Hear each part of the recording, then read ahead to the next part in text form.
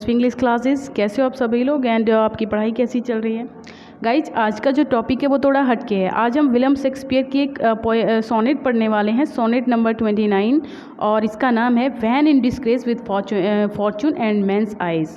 तो ये sonnet number 21 कहा जाता है इसको, और काफ़ी इंपॉर्टेंट है। वैसे तो शेक्सपियर को तो पढ़ना ही है आपको, कोई भी एग्जाम देने जा रहे हो तो शेक्सपियर को आप स्किप नहीं कर सकते। उनकी सारी जो इंपॉर्टेंट सोनेट हैं वो भी पढ़नी है, इंपॉर्टेंट प्ले वगैरह पढ़ने हैं।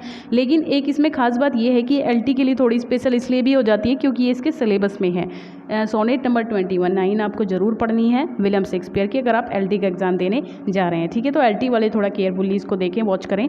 ठीक है, तो चलिए शुरू करते हैं प्यारी सी poem when in disgrace with. हाँ, इससे पहले सब्सक्राइब कर लीजिए चैनल को, लाइक कर दीजिए वीडियो को, और कमेंट जरूर कीजिएगा कि आपको कैसी लगी है। ठीक है, when in disgrace with fortune men's eyes.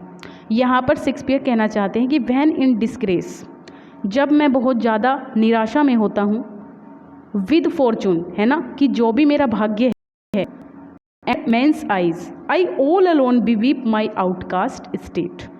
अपने फॉर्चून को लेकर के मैं निराश होता हूँ, है ना, और जो लोग जो मेरे बारे में, लोगों की जो सोच है उसको लेकर मैं निराश होता हूँ। आई all alone beweep my outcast state, तब मैं आई ऑल अलोन बिवीप का मतलब है मैं रोता हूँ, मैं अकेला हो जाता हूँ, और मैं रोता हूँ अकेला छुपकर। माई आउटकास्ट स्टेट, कि जो लोग हैं, पीपल हैं, उन्होंने मुझे बाहर निकाल दिया है ना, अपने आप से अलग कर दिया है। एंड ट्रबल डीप हेवन, और गाइस ये कहना चाहते हैं इस लाइन में कि एंड ट्रबल डीप हेवन, और मेरा जो दुख है, मेरी परेशानियां हैं, इसको सुन सुन के हेवन मतलब गॉड भी बहरे हो गए हैं। हेवन से मतलब है हेवन या गॉड भी बहरे हो गए हैं। वो विद माई बूटलेस होता है लगातार बिना बात के, यूजलेस तरीके से किसी चीज़ के लिए रोना, तो वो बेकार में रोना जो होता है बूटलेस क्राइज होता है। मेरी बूटलेस क्राइज को ना अब हेवन भी नहीं सुन रहा है, वो भी बहरा हो गया है। And look upon my self, तब मैं अपने आप को देखता हूँ। एंड कर्स माई फेट, और अपने फेट को जो है मैं फिर कर्स करता हूँ, है ना, श्रापित करता हूँ।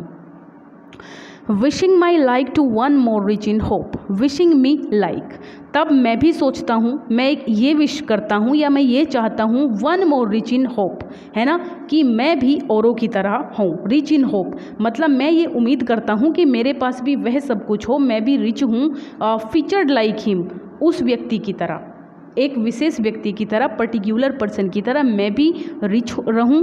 रिच से मतलब यहाँ पे हो सकता है किसी भी तरीके की रिचनेस हो सकती है, मतलब आप जो है रिच हो सकते हैं पैसे से, शोहरत से, दौलत से, है ना, कोई भी। तो ये रिच होना चाहता है फीचर्ड लाइक हिम, उस व्यक्ति की तरह, लाइक हिम विद फ्रेंड्स पजेसिड, है ना, और उन लोगों की तरह जिनके फ्रेंड्स होते हैं, और मैं भी चाहता हूँ कि मेरे भी फ्रेंड्स हों। डिज़ायरिंग दिस मैंस आर्ट, और मैं ये चाहता हूँ, डिज़ायरिंग मैं ये मतलब मेरी ये डिज़ायर है, मेरी ये इच्छा है कि उस मैन की तरह ही मेरे अंदर भी आर्ट हो, कला हो, स्किल्स हो। एट दैट मीन्स स्कूप, है ना, और उस व्यक्ति की तरह ही मैं भी, मेरे पास भी सब कुछ हो। With what I most enjoy contented list, मैं भी हर तरीके की चीज़ को एन्जॉय करूँ लाइफ में, कंटेंटेड लिस्ट। ठीक है, यट इन दीज थाट्स, और फिर इन सारे विचारों के साथ, माई सेल्फ ऑलमोस्ट डिस्पाइजिंग, मैं और भी ज़्यादा परेशान हो जाता हूँ, निराश हो जाता हूँ। Happily I think on thee, thee से मतलब है फिर मैं जो हूँ, हैप्पली उसी क्षण, उसी मोमेंट पे, आई थिंक ऑन दी, बाहर आवाज़ नहीं बिल्कुल भी,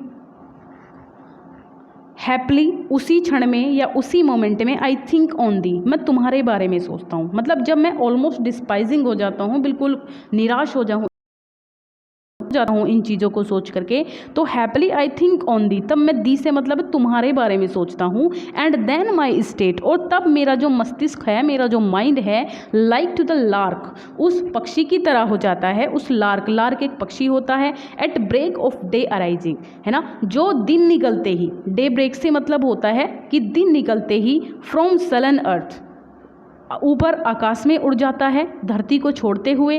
sings hymns at heaven's gate, जो गेट पर, हेवन के गेट पर हिम होता है, भगवान के जो भक्ति गीत कह सकते हैं आप इसको, है ना, भगवान की प्रशंसा में जो गीत गाए जाते हैं, उनको वो गाने के लिए अर्थ को छोड़ करके धीरे धीरे ऊपर चला जाता है।